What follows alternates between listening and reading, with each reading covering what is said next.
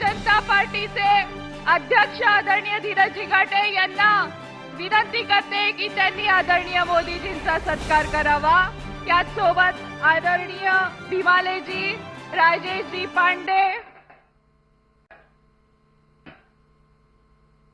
विकसित भारताचे प्रतीक व मंगलमय भारताची भारत मातेची अशी मूर्ती प्रदान करण्यात येत आहे।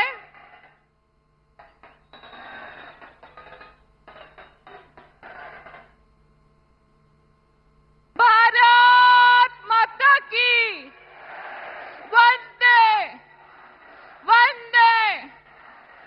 यानंतर आपल्या राज्याचे उपमुख्यमंत्री आदरणीय अजितदादा पवार यांना राम मंदिराची उत्तम प्रतिकृती, त्याच्यावर महायुतीची ताकद असलेलं असं एक स्मरणचिन्ह आदरणीय दादा प्रदान करत आहेत।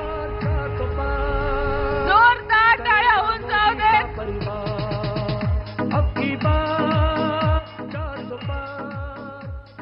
यानंतर पुण्यात त्याची हवा काढतात आणि आपण 7 आणि 13 तारखेला या विरोधी पक्षाच्या सर्व उमेदवारांची हवा काढून टाकणार आणि चौकार मारणार अशा प्रकारचा विश्वास व्यक्त करतो।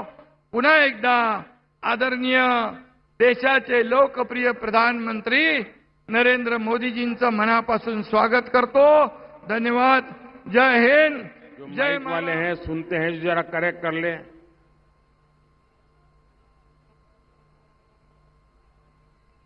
मुझे इको की जरूरत नहीं है, 140 करोड़ लोगों का इको बड़ा जबरदस्त है।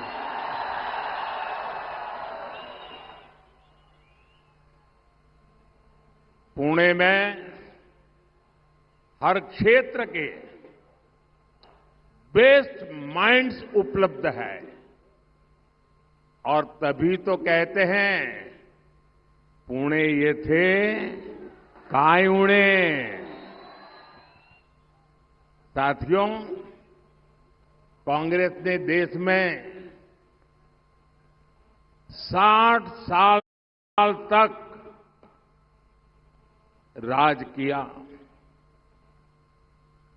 लेकिन कांग्रेस राज की सच्चाई ये थी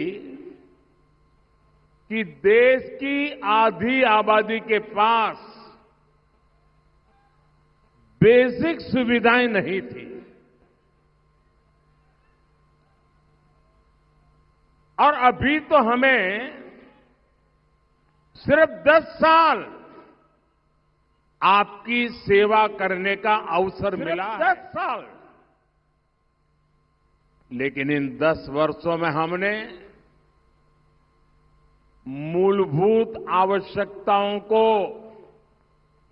पूरा तो किया ही और साथ ही हर वर्ग की आकांक्षाओं को पूरा करने में जी जान से जुटे रहे। आवश्यकता और आकांक्षा दोनों की पूर्ति के लिए एक विजन लेकर जीवन खपा रहे हैं। आप भी जानते हैं,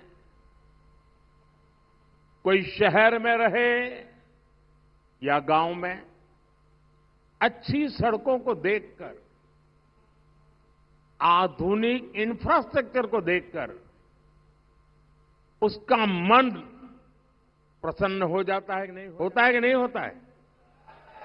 जरा जवाब देते भी रहिए भाई, ऐसे ही बैठे रहने का नहीं दूंगा मैं।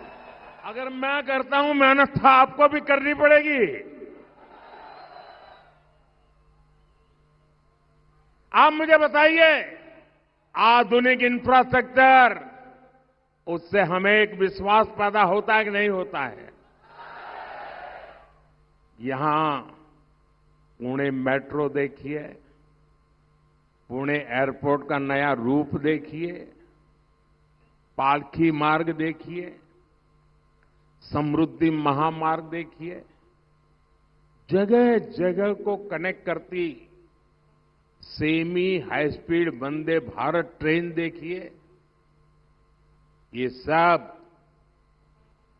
आधुनिक हो रहे भारत की तस्वीर हैं, जीते जागते सबूत है। और पुणेवासी लिख लीजिए, महाराष्ट्र के मेरे भाई बहन, ये मोदी की गारंटी है।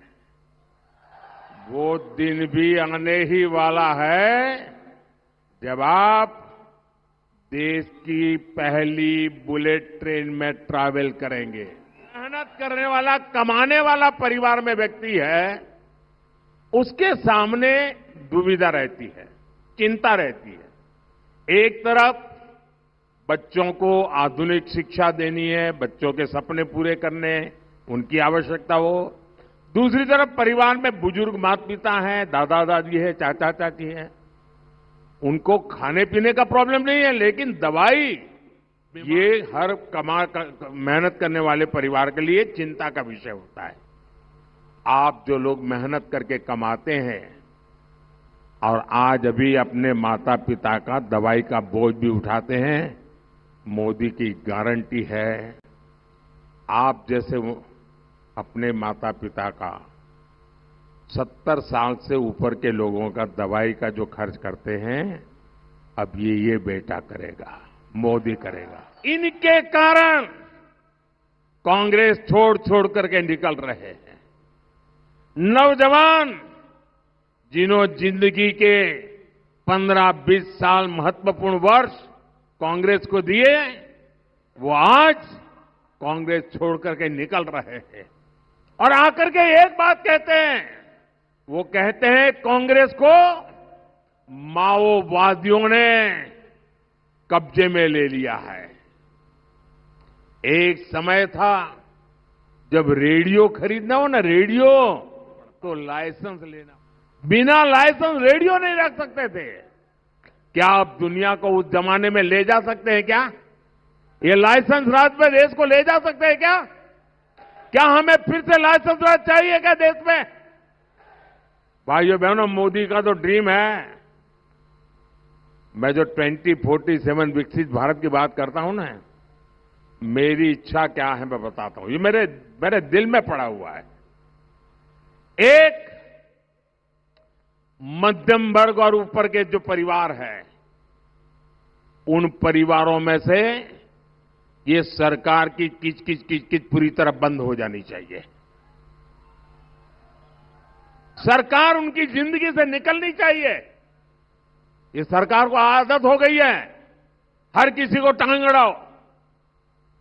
मैं इसमें से सरकारों को बाहर निकालना चाहता हूं और गरीब को जब जरूरत पड़े सरकार 24 घंटे मौजूद होनी चाहिए।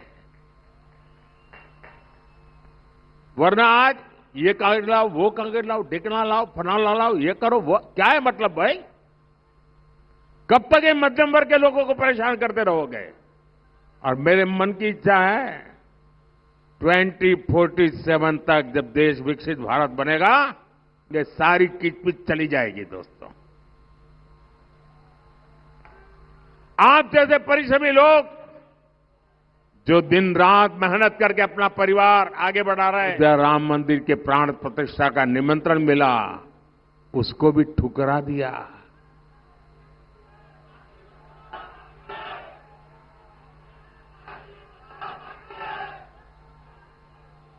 साथियों, इस देश में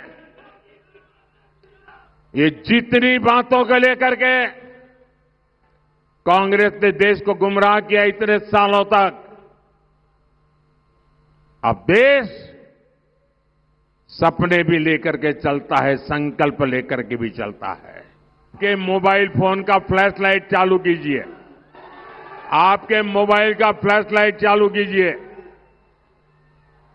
और इन सबको विश्वास दीजिए कि आप भारी मतदान कराएंगे। मेरे साथ बोलिए, भारत माता की, भारत माता की, भारत माता की। बहुत बहुत धन्यवाद।